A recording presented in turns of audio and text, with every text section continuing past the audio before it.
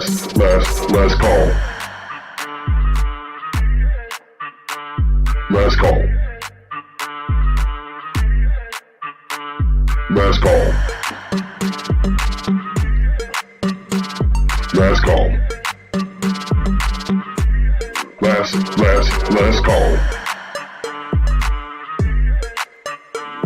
Last call. Last call. Last call. Last call. Last call. Last call.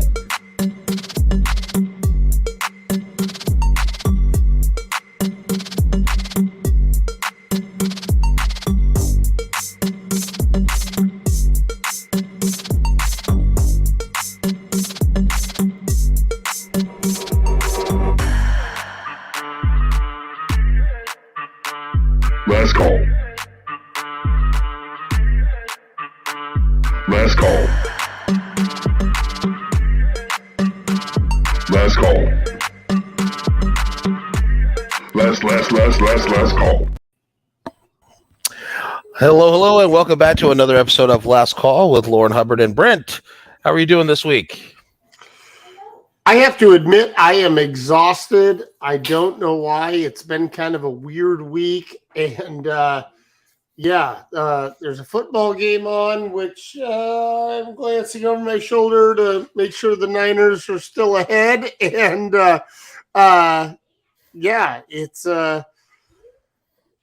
it's been different, but I think I have some political exhaustion from the fact that we fought so hard over the last year that it's all kind of catching up with me now. That we put in all this energy and then kind of ran on some steam, and now it's like, okay, is it safe to take a breath? Yeah, that's a good way to put it. Good way to put it. Definitely. I feel the same way. But anyway, out there in the Twitter sphere on YouTube, if you're watching us on Twitch or YouTube or Twitter, Facebook, we welcome you. Thank you for joining us on the show, the politics show, where we recap the news of the week with our creative takes. We did have we were going to do a really good show, but as usually happens, this morning I was woken up by news of yet another mass shooting in America. This time in my home state of California, where 10 people were gunned down at a Lunar New Year shooting. At this point, I think the suspect has been declared deceased. I know that there's 10 people dead, including, I guess 11, including the shooter, and then 10 people were taken to the hospital with injuries. But it's, I think this was the 6th mass shooting in our country in just the 23 days we've had in this new year. And I'm just gotta tell you, when are we gonna do something about this issue, this problem? I talk to folks all the time who say, "Oh, I want to feel safe. I want to feel safe." What's the answer to this problem increasing, where you could just be out in public, having a great time celebrating with friends, and you don't come home. I want to say hello really quick to Jason on Twitch that just said hello to us. Hey, welcome to the show.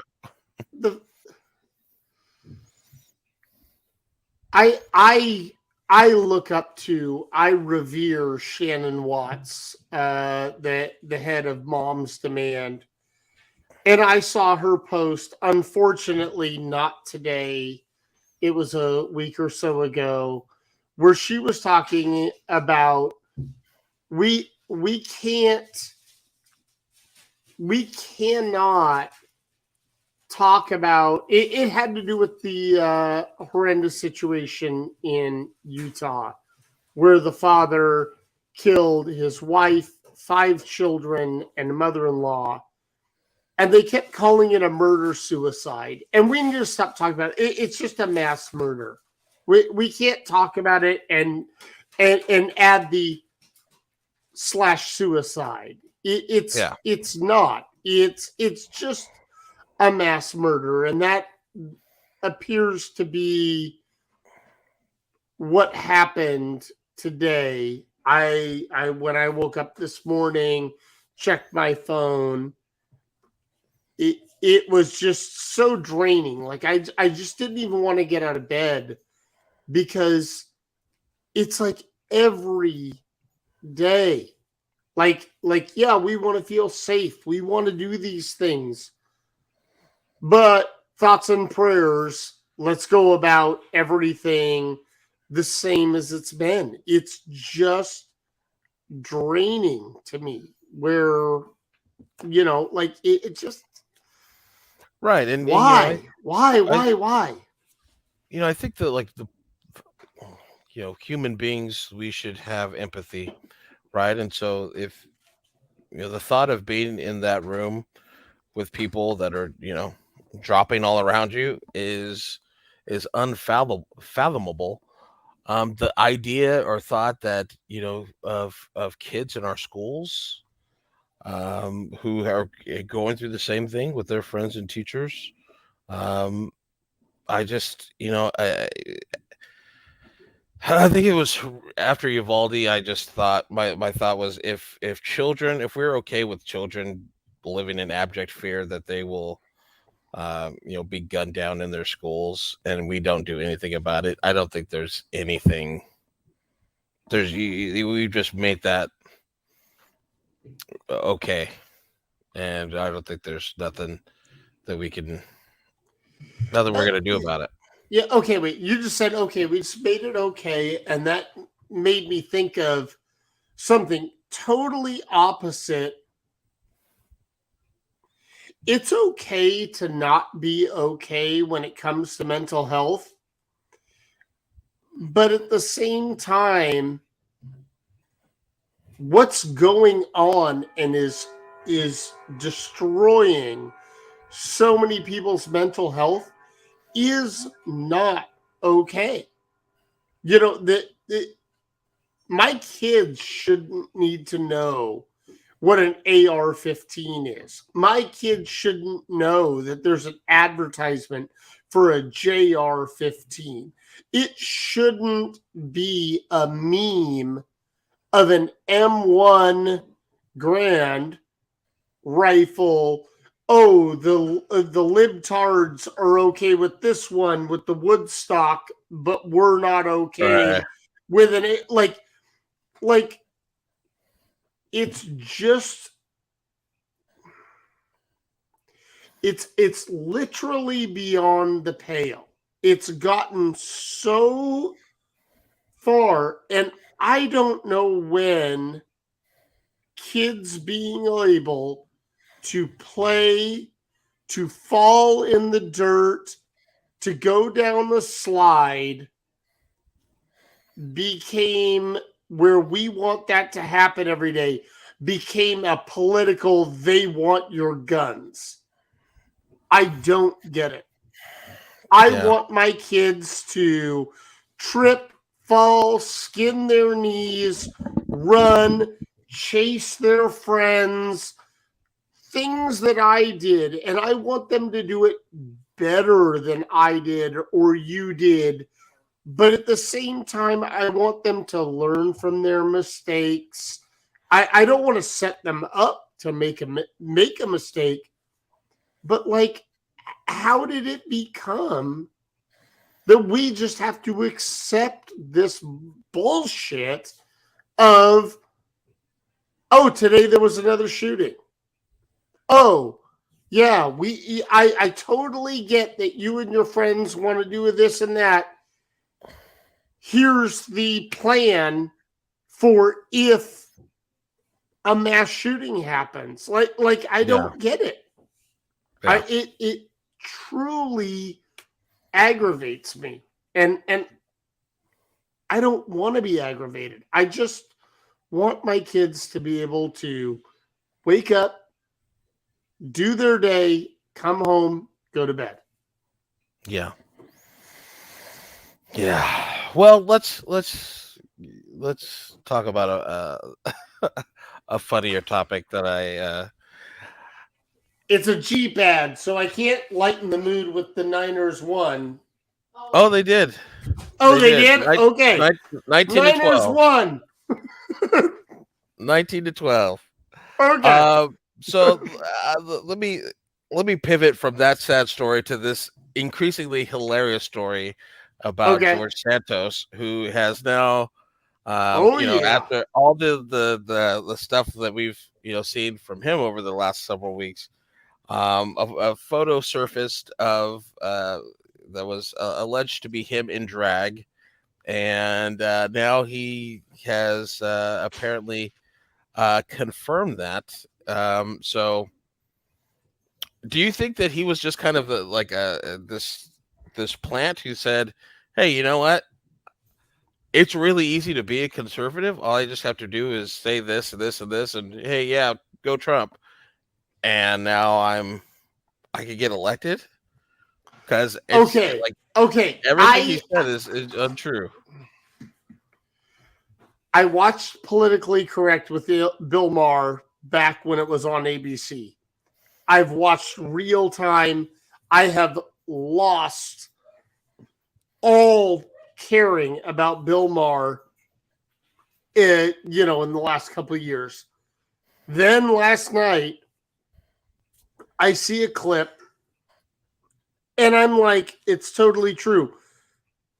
Our politics, this is pointed out by Bill Maher, has become so polarized, and we do not listen to the other side at all, to the point where this George Santos situation was created by it, where he lied to Democrats, he lied to Republicans, he went back and forth on his lies, and it went to the point of, oh, I'll just say whatever and no one's ever going to fact check me.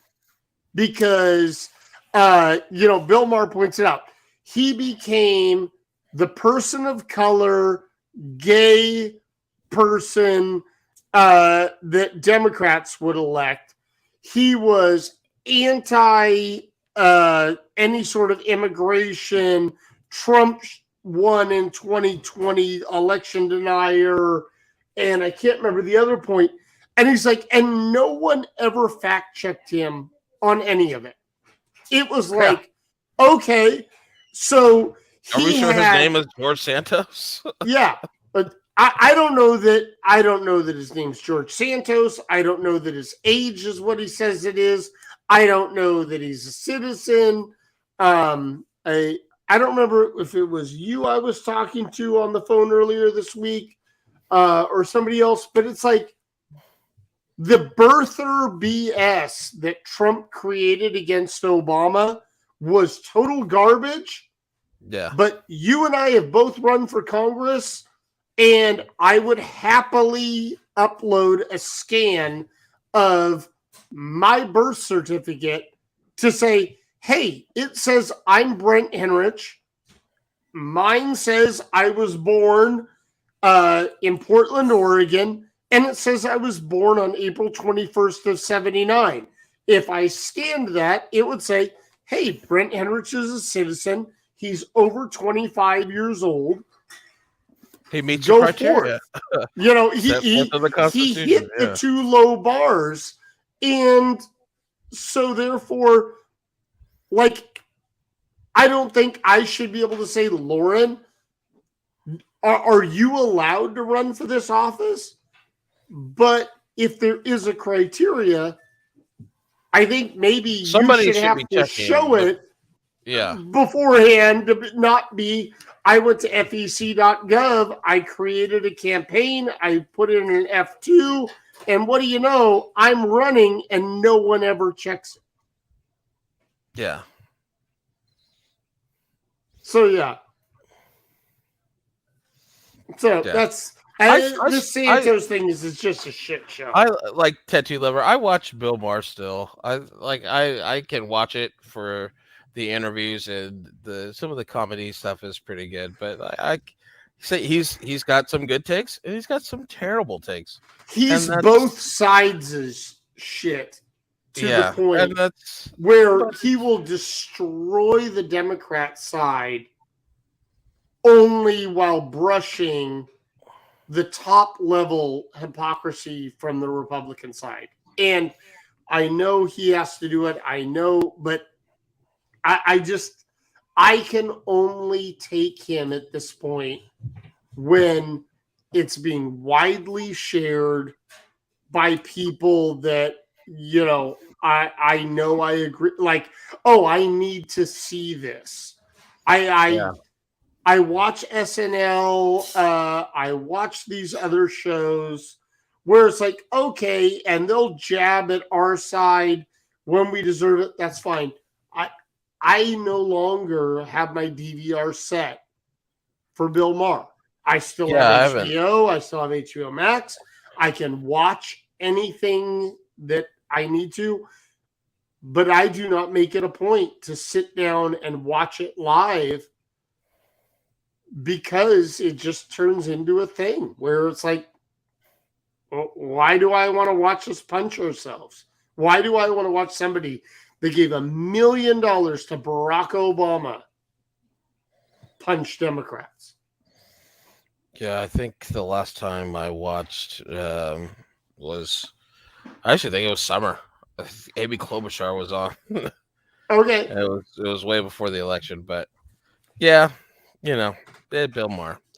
What I want to do now is go ahead and our guest for this week has entered into our studio, and we're going to bring him on now. And I'm kind of give him a little bit of an introduction. Andrew Turner has done a whole number of things in politics. Currently, he is with the We Are Title Fight team working on elections, and he has a whole list of a slew of different campaigns that he's worked on and done fundraising for. And I'm super excited to have him on because he's helping me do some stuff. Without further ado, let's go ahead and add Andrew onto the stream. Andrew, what's going on? Hey, what's going on? I appreciate you guys having me on. Yeah, I'm really excited about it. Andrew. Yeah. If you would, for our audience here, Mhm. kind of tell us a little bit about your start in politics and kind of like uh, what got you to say like this game of politics is so important that I want to choose it as a career. Yeah, so I got started doing the grunt work. I was a paid canvasser for, at the time, Congressman Bruce Braley, who was running for the United States Senate against Joni Ernst in Iowa in 2014. So I spent the summer heading into my sophomore year of college being a paid canvasser for him. Fell in love with it. Continued to do some work that fall. And then from that point on, decided I wanted to work campaigns. I then became a field organizer for a presidential campaign in Iowa for the caucuses in 2016. And after that, my candidate, Governor Martin O'Malley, ended up losing and dropping out of the race after the Iowa caucuses. And I felt at the time he was the best candidate in the race. And obviously, we were up against some struggles financially, trying to compete with Senator Sanders and Secretary Clinton. And so I kind of made the determination um, from then on that I didn't ever want who I thought was the best candidate to be counted out or to not really have a chance because of not having the financial resources. So then I went to go do fundraising for a DCCC Red to Blue candidate in Monica Vernon, gained a ton of experience. And then from that race on, just only did fundraising and managing of races. Have an undefeated record as a campaign manager, won some pretty big statewide races, some big local races, set a bunch of fundraising records. And so, yeah, that's kind of how I got into politics and particularly into fundraising. Yes, Andrew has been helping me navigate the fundraising side of politics. Brent, go ahead. Okay, I have to ask the question. Okay. Is any money bad money?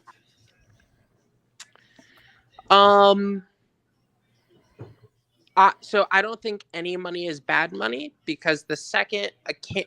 So I know it's a popular thing now for candidates to take pledges. I won't take X kind of money. And my issue with that is the second that you say I won't take X kind of money, whether it be private prison, oil and gas executives, whatever, you're saying that every other kind of money I take is okay. And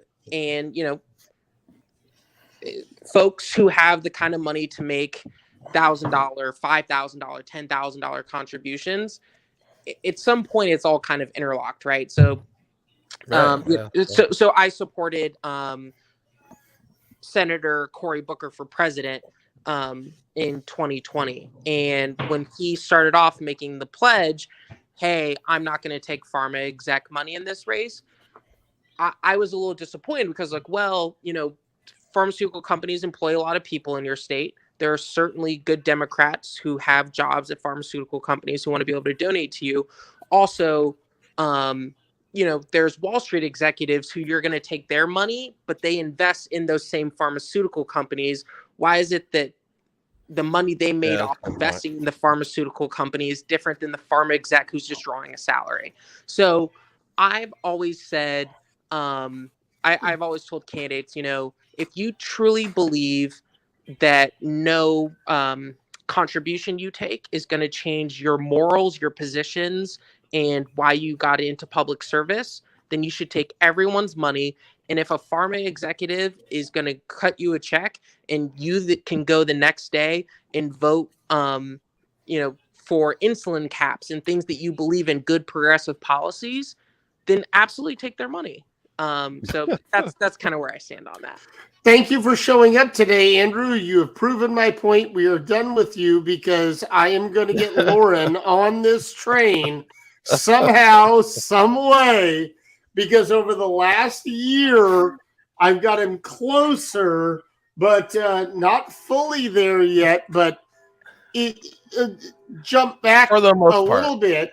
Jump back a little bit is where and how do we fix the money in politics part? Like you pointed out, you were on campaigns that weren't funded. I was on a campaign that was, I didn't have rich people to call to get funded to start. And like, how do we really get money out of politics? Well, yeah, and we do that by taking all the money. But once we have control, what is the answer to get money out of the politics?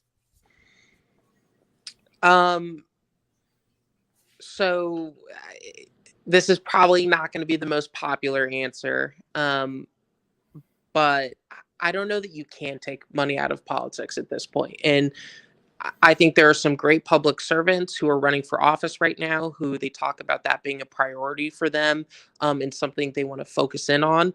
But given the current makeup of the Supreme Court, we are going to continue to see money in politics. Let me step back a second, give an example. Someone who I really admire, and I think was awesome for the state of Montana, is Governor Steve Bullock. And he implemented $350 $350 contribution limits for the primary, $300 for the general election. So a max out donor in Montana was $700. I think that most of your listeners and you guys would agree $700 as a maximum contribution limit is pretty reasonable. You know, you could have an aunt who's giving you $10 a month, or I'm sorry, $70 a month for 10 months, whatever, and get to that maximum contribution limit. That is within reason. And unfortunately, the unintended consequence of that was in Montana, then on the Republican side, only self-funders ran. Because of Citizen United, there is no legal cap on what an individual can give themselves. So it ended up being with those contribution limits that every single statewide office holder in Montana on both a federal level and a statewide level, they just self-fund their campaigns. And 4 of them are all executives from the same company. And the company basically is like, okay, you're going to take a leave. You're going to go run for office. We're going to give you this exit package, multi-million-dollars. You put the multi-million-dollars into your race. You win. You pass laws for the company. It's great. Oh my gosh. Right. So even great public servants like Governor Bullock, who were like, I'm going to get money out of politics. We're going to ban super PAC spending 60 days out. We're going to have $700 maximum contribution limits. Then only self-funders started running. So given the current laws in the United States, I think it's really hard to get money out of politics. Okay, yeah. I'm sorry, Lauren. I'm taking control tonight, but this makes my point that I've tried to get across to people, because I always hear from people that like, oh, let's pay Congress and the Senate, let's pay a minimum wage. And I'm like, that is the absolute way to make sure that only rich people are there, only doing things to help rich people, because if and I'm sorry, I don't know where Andrew went, but the whole point of that, if we don't have a decent salary for these people where they can live to go be a public servant, then you end up with only people that have their self-interest at heart working in that government situation. And I've gotten in more Twitter fights about it and everything else. It's like, no, you cannot work for $15 an hour, which is basically the minimum wage here. I'd have to ask my wife, who employs multiple people, what our exact minimum wage. I can't remember if it's $14.69 or $15.69 here now, but that it's one of those things like, no, people, you can't have a house in your district and a house in DC and everything. Like, money in politics is going to be there. Yeah. And to expand upon that, I have a lot of, I lived in Virginia for the past 2 years and have a lot of friends in the legislature there who I think are excellent public servants. But in Virginia, you don't get paid anything. And so the folks who get into public service in Virginia, it's a lot of lawyers who own their own law firms and are able to take time away to do session, or, successful doctors or retired businessmen and women, etc. And it's tough. Your average person really can't get into politics. And so I agree. I think if we want to see West Virginia senator, sorry. So this is for the Virginia state legislature, for both the state senate and the state. I know. I was joking when you said self-serving, and had to throw something up. But yeah. I mean, I think that if we want to see more "quote unquote" average people in politics, we absolutely need to raise the pay, and it's made difficult because when you say to the average person, do you think that your politicians should be paid more? They're like, absolutely not. I don't think these people work for me. I don't see my life getting better. So hell no, I don't want to pay them more. But what they don't realize is in the current system, the folks who are able to serve an elected office are folks who have different financial interests than them and therefore are going to vote very differently than them. And if they want to see more people who have their kind of financial interest, then we need to make it a profession that is similar to becoming a doctor, becoming a lawyer. So absolutely increasing pay of public servants, elected officials. You'll see more normal folks in elected office, and I think you'll see more progressive legislation. Yeah, I mean that was like one of the things that when Brent and I were at the leadership conference back in December. Listening to Mandela Barnes give us a breakdown of his race and the first like post-election thing that he'd done. Just the thought of spending. Hey, there's the shirt.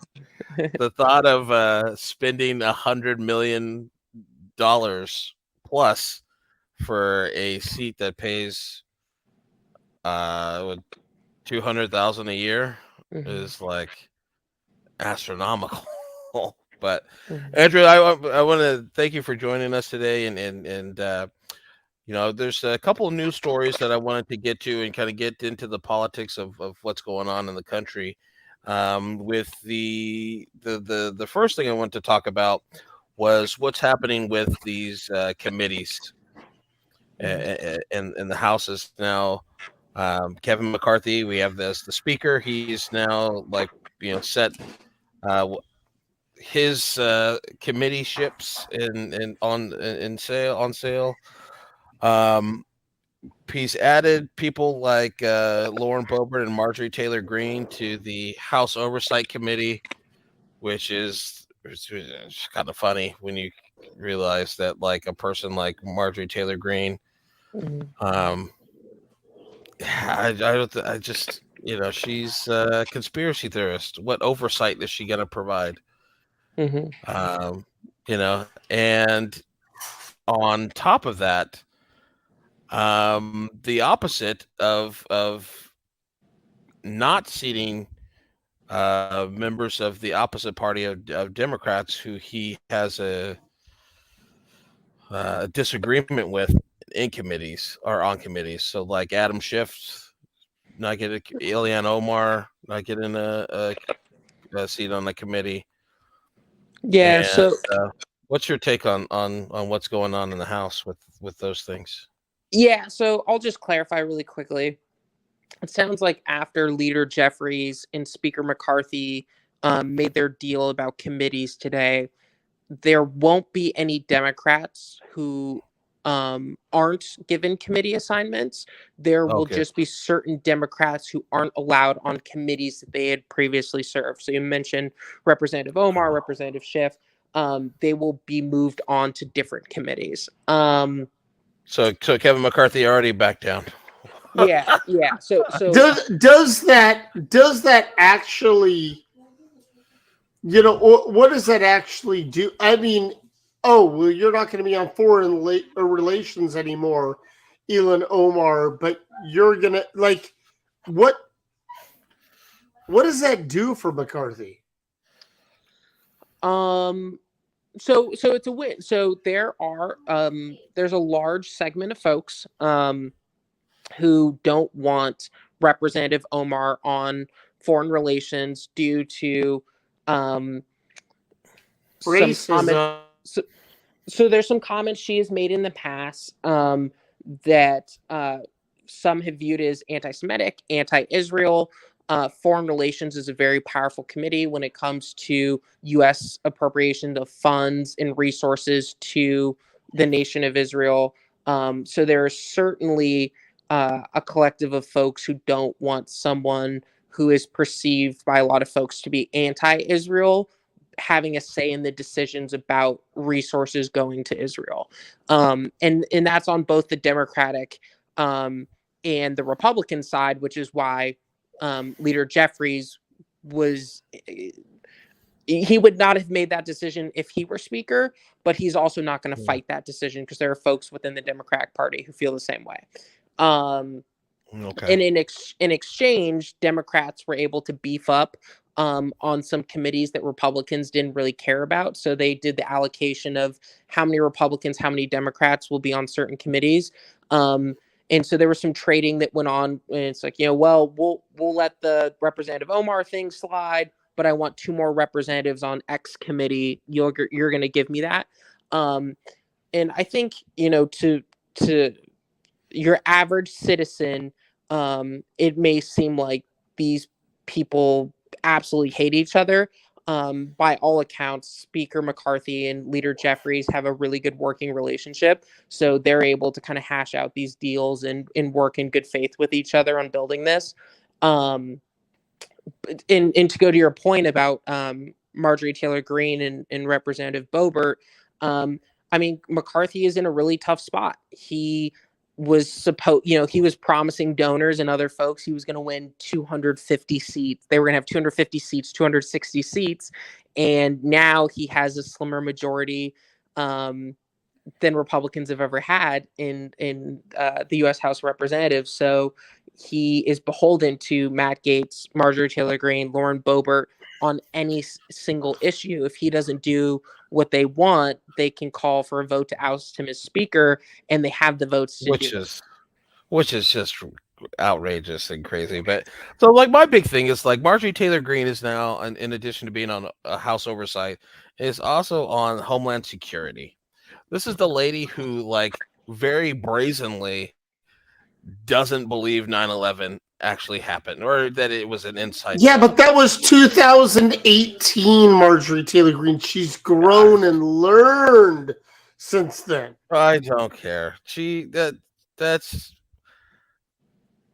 that's just ridiculous. Like the fact that this lady, and there's video of her like saying this, that she doesn't but it's not only the fact of 9/11, but like every mass shooting is a red flag. Oh, it's a false flag operation. It didn't actually happen.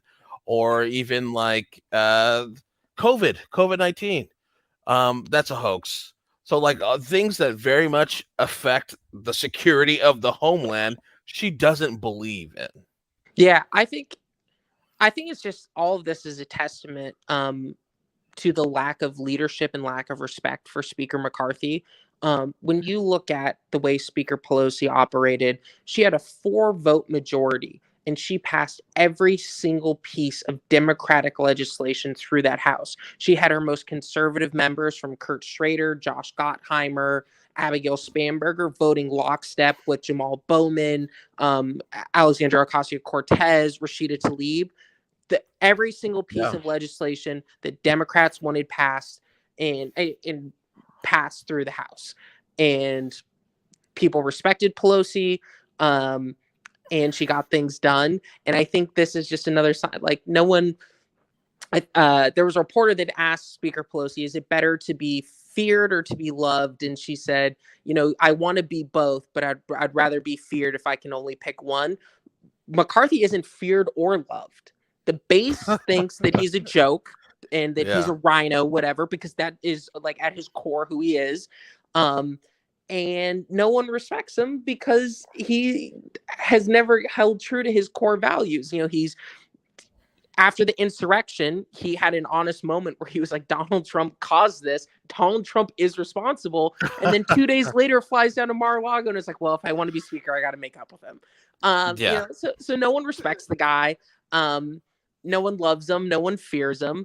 And this is the result that we get. And so I hope that listeners are more appreciative of Speaker Pelosi's tenure and all that took to keep, the folks who vote like Joe Manchin in line with folks who were members of the squad, and being able to accomplish bold progressive policies. So yeah, I Yeah, hope we can all that's very appreciate true. that. Yeah. That's very true. I so like we have reached our debt limit, the debt ceiling once again. So the U.S. For those that the listeners that aren't aware, the U.S. has been in debt and arguing about the debt for pretty much our entire existence. And the only 2 years in the United States history when there was no debt came when President Andrew Jackson was blowing up the banking system immediately preceding the Panic of 1837. So we are now in a situation, and I think we're one of two countries of the 193 sovereign nations of the world that do our funding of our government this way, where we say, yes, we want to fund these things, or yes, we want to pass these things and allow the president to do this budget.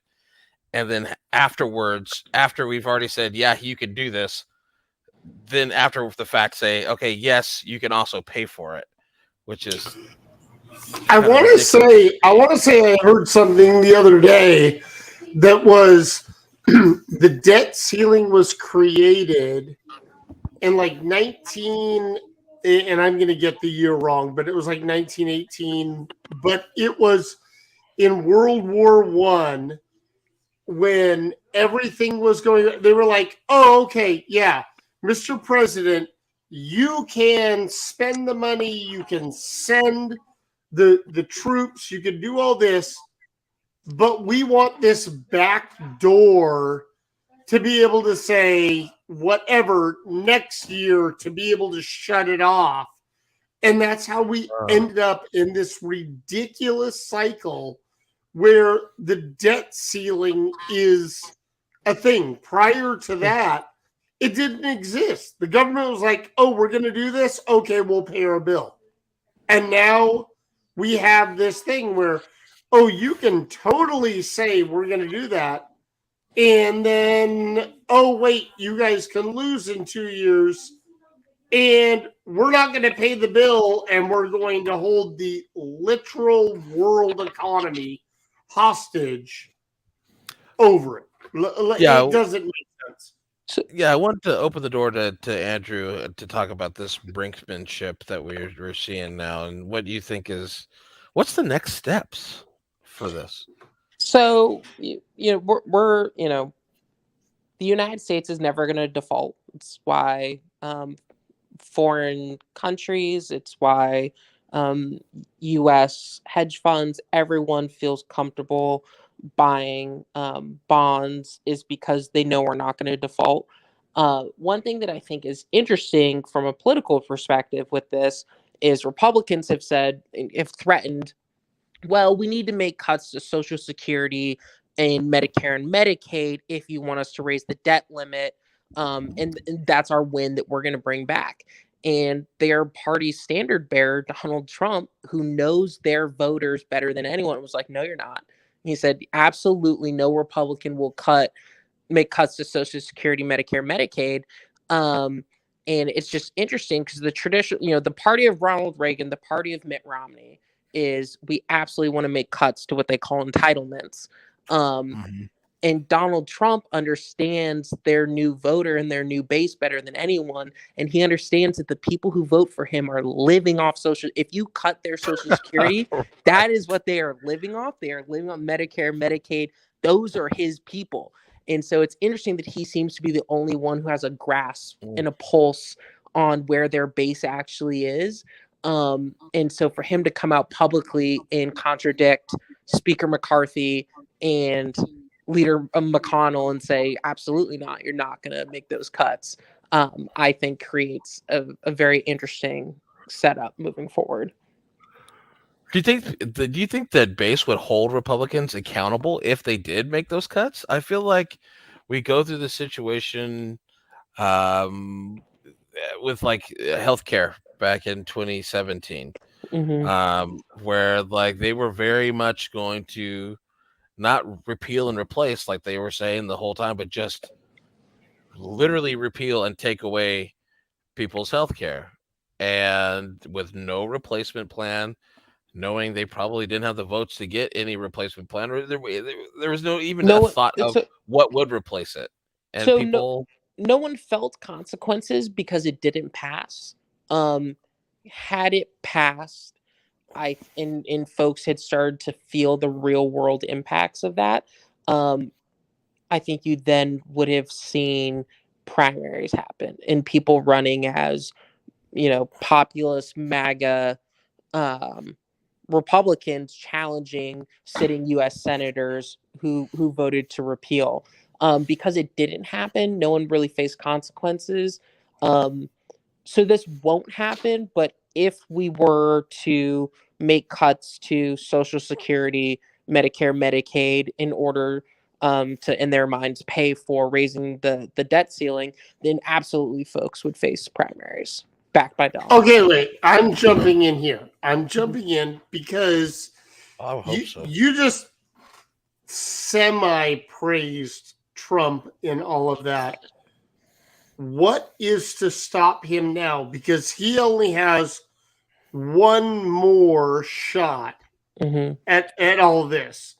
So if he makes a backdoor deal with McCarthy, to get rid of Social Security, and that, he will sign it, he doesn't have to worry about,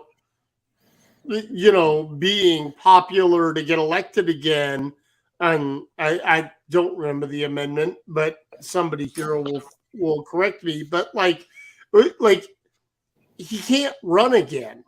So what would possibly stop him from saying to McCarthy, yeah, if you can help get me elected and get me acceptable to the base again, if you can pass it and we can get the Senate, I'll sign it. Like, but what does he care? Because he's proven he does not care.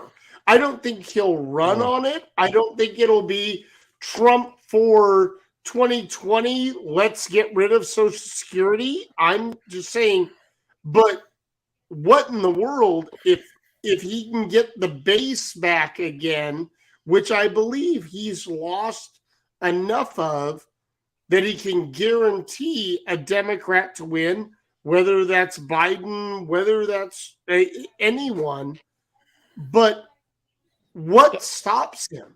So I'll say this: Well, Donald Trump is extremely socially intelligent, and he understands that there is power in the masses and power in people. It's why when he did his tax cut for the wealthy that lets folks write off their G-Wagons, private jets, etc., he made sure, he was like, on day one, we need to make sure that folks who are making $40,000 a year are going to see a tax cut in their next paycheck, and they're going to feel it for the next 10 years. That was the number one thing. He was like, we're going to do all these write-offs for my friends, the billionaires, all this stuff. But he's like, you guys, we have to give something to normal people on day one. And so I don't think Donald Trump would ever cut Social Security or make a cut to something that gives him popularity with the masses. Also, Donald Trump doesn't need Kevin McCarthy's help with anything. Donald Trump is going to be the most well-funded presidential candidate in Republican history once again. He absolutely still has the base with him. I just saw some Republican internal polling that had him at 46% in a 12-way field. Anyone who has 46% in a 12-way field is just fine. Like, Donald Trump has the pulse of he has the pulse of the base. He has the pulse of the party. He doesn't need Kevin McCarthy for anything. And he understands that in order to do the things that he wants to do, which, the handouts for the ultra wealthy and whatever may personally enrich him and his family, I have to give something to the people who elect me and vote for me. And that is where I think that he has been really, and part of why he's been really successful compared to past failed Republicans, such as, when Mitt Romney made that 47% comment, John McCain. So he really has a good grasp on that populist nature of their primary base.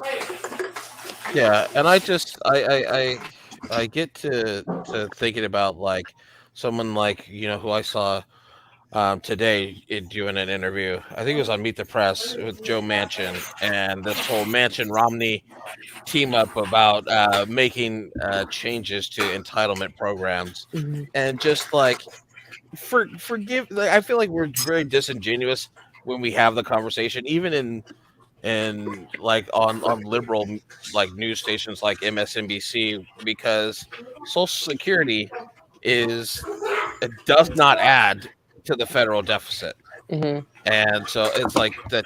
It's a Unless completely George separate W. thing. has something to say about it.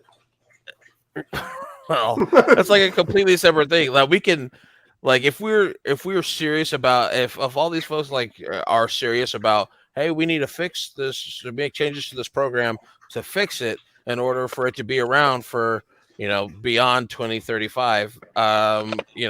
We have the data, we know what to do, and it's payroll taxes on people, increasing payroll taxes on people that make $400,000 and more and above. Yeah. Don't know about you, but that's not me. And I thought. Wait, No, wait, no wait, offense, wait, wait, Brent. wait, wait, wait, wait, wait, wait. I thought it was 117,000 and above. I thought Social Security stopped at 117. I could be wrong. it's a hundred and 147. it's 120. Is it Okay, 120 now?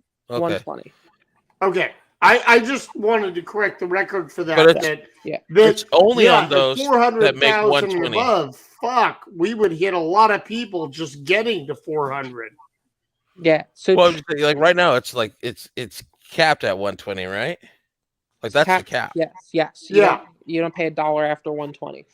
But I mean, here's like the I don't want to say power necessarily, but like the understanding of where the American voter at is for Donald Trump is he then goes and makes the argument, Mitt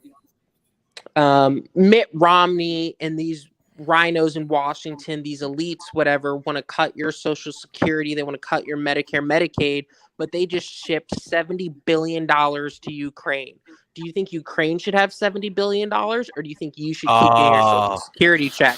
And so, he puts the Republican Party at odds with its philosophical beliefs and, makes these arguments that make him extremely popular. And this is why they're all terrified of him, because he has a much better grasp and read on who their average voter is and the arguments that can be made to them. It is really hard to go explain to someone who makes $30,000 a year and lives in a 1-bedroom, 1-bathroom house in the eastern part of Kentucky why we spent $70 billion to go to this country they can't point to on a map to go fight an enemy that they don't care about. But, now we're talking about possibly cutting their Social Security check. I mean, Yes. Yeah. That is absolutely right. I talked about this before of like they start with this narrative, which is true, right? About like, oh, you're working so much hard, you're working hard and like you don't have anything, and there's people that are getting ahead. And those people, why those people are getting ahead is because they're the blacks, or they're the Jews, or they're the immigrants, or they're this or that, and it just like feeds them to say, yeah, you're right, I am busting my ass and I am not getting ahead, but somebody else is getting something that I'm not. It's gosh, it's so, and everybody can fall into that, and it's like, damn, that's so. But one of the things that on Meet the Press that Joe Manchin did not do was rule out running for president in 2024. I'll rule it out for him. He's not running for president in 2024.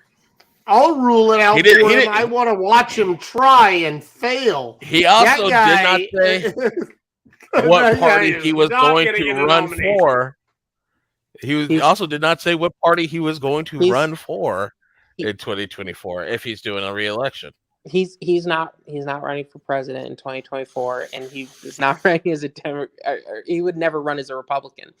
Joe Manchin is a lifelong West Virginia Democrat, and that identity is so important to him. He would never. He hates Republicans. He's never going to change. He's a West Virginia Democrat, and I think that's something that I would like to see actually more of our supporters who are in bluer states, more online, Twitter and Facebook.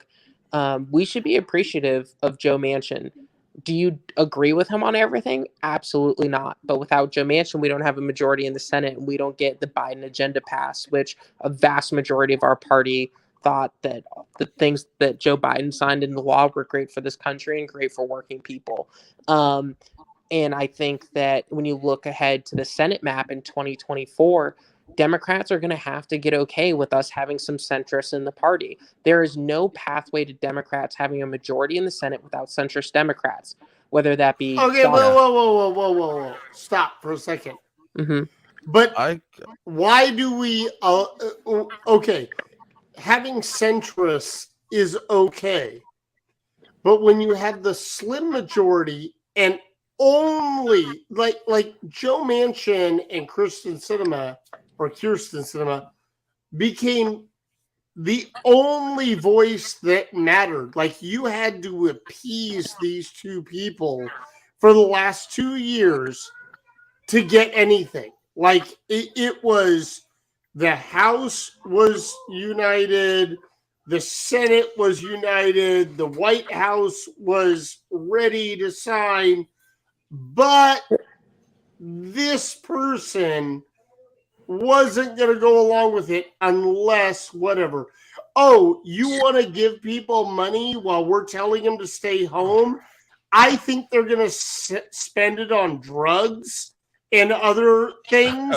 Oh, well, let's not do that then, because this one asshole thinks whatever. And then we cave. And then the next time it comes around, it's like, hey, maybe we should talk to him before we put out a plan, because the last time we looked like idiots for putting out our plan. Like so, you think that's centrist okay? So I'm not going to defend Senator Sinema because she does a lot of things that I don't understand why she's doing them, and Senator Manchin has said the same. But Senator Manchin takes a lot of heat for a lot of other senators and actually does our party a lot of favors. He stops a lot of bills that there are other Democrats who would not vote for that but can't take the heat, whether that be Mark Kelly, Raphael. There are immigration bills that he took the heat for Senator Raphael Warnock, and Warnock was like, I cannot vote for that. And Manchin said, I'll be the one to publicly stop it. There are bills that he did that for Senator Mark Kelly for. Manchin has a lot of senators who he deeply respects and works with. And when they're like, we cannot take this vote in an election year, Manchin's like, I'll take the heat for it. We're going to go with that. Senator Tester on several bills. And so I think that is something that is missed from folks, is they think, oh, it's Manchin every single time. There are a lot of other senators who would not vote yes on it, and everyone just gets to throw the blame on Manchin. And there's some self-interest in that because he gets more popular back at home when it's me versus the entire Democratic world. And I'm the one who's going to stand up to all of them. He certainly gets credit at home for that. Yeah. He helps us win some other elections by that. But yeah, I mean, there are some things where there are some policy proposals that are very popular to folks who live in California, New York, Illinois, that are very unpopular even to the folks who are registered Democrats in other states. And so we need to understand that, if Manchin takes us from a $3 trillion plan to a $1 trillion plan to an $800 billion plan, we are still getting a lot of really good things out of that we would not get if there was a Republican elected there. And Joe Manchin is the only Democrat who can win in a Trump plus 40 state. So I just think, but I hope folks have clear eyes when they criticize the Manchins of the world on every little thing. Sometimes there are things where he has to be a centrist Democrat because that's the only way he can get elected. And the only way Democrats can hold a majority in the U.S. Senate is if we have Senate seats in states like Iowa, Montana, West Virginia. Yeah, and that's something that I've after talking with you and having the conversation with Vince and some other folks, that it's just kind of like, I understand. I don't like it, but I understand it, and I have to be okay with the fact that when it comes to Joe Manchin, he was in office when we had the Affordable Care Act pass. So I Mhm. mean, it's not like he didn't vote for. He didn't hold up that, and um, we are making progress, and Joe Manchin that's wanted a public option. Joe Manchin I said, that's "Give the us a public wildest part about. option." I was watching the Jo- reading the Promised Land, Obama's book, and talking like they're talking about the passing of the Healthcare Act, and like one of the names is Joe Manchin talking about what happened to it. Joe That was like wild. I think so. So something that most folks don't know is that in states like West Virginia and Kentucky, we still have a registration advantage by party. Now we get slaughtered in presidential races in those states because they are old school Kentucky, West Virginia Democrats, and so Joe Manchin is of that ilk. He's going to be very pro gun. He's going to try and do whatever he can to help poor people, and he's going to be very pro the industries that employ people in his state. So when it comes to environmental stuff, throw it out the window. He's not there with you. But at the end of the Yeah. day, Joe Manchin is extremely pro working class folks, the folks in West Virginia, and what it used to mean to be a Democrat. And we can work with him on so many amazing pieces of legislation. They're going to lift people out of poverty. They're going to let people have better lives. And we also have to understand there's stuff where we can't work with him on, and that's okay.